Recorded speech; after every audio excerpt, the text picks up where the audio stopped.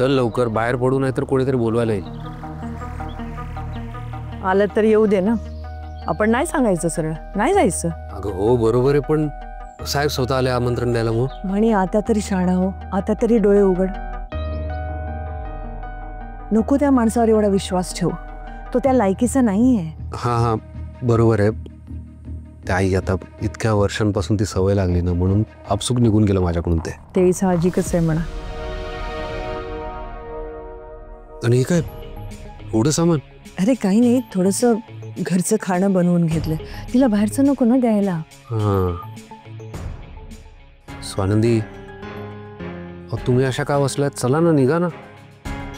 म्हणे सर, आपलं बाळ रडतंय म्हणून त्यांनी पूजा ठेवली. तुम्हाला असं नाही वाटत का आपण तिथे गेलं पाहिजे आपल्या बाळासाठी? स्वानंदी, असं काय करताय? आपलं काल रात्रीच बोलणं झालं ना. बाळाची शांतीची पूजा हे सगळं मला खोटं वाटतंय. याच्यामागे नक्कीच काहीतरी त्यांचा प्लॅन असणार आहे, काहीतरी तमाशा करायचा असेल त्यांना, म्हणून तर आपण बाहेर जातोय ना. म्हणे बरोबर बोलतोय. चल म्हणे. उठा, तुम्ही काय वाट बघताय? चला. आई गॅसचा कॉक बंद केला का? लोक बाहेर निघालेत की काय? नाही म्हणजे ते पूजेला येणार नाहीत? नाही पण जर असं झालं तर मग सगळा प्लॅन फ्लॉप होणार आहे.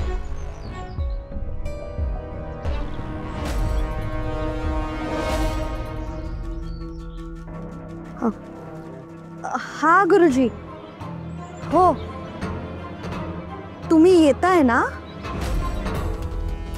बरं ठीक आहे, हो चालेल.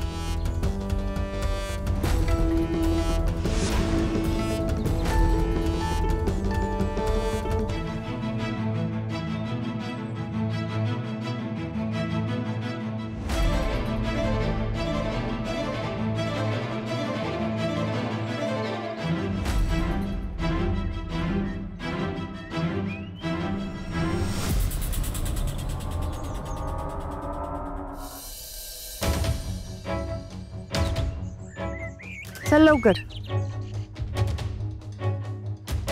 मणी सर मॅडम, मी ना जरा वॉशरूमला जाऊन येते.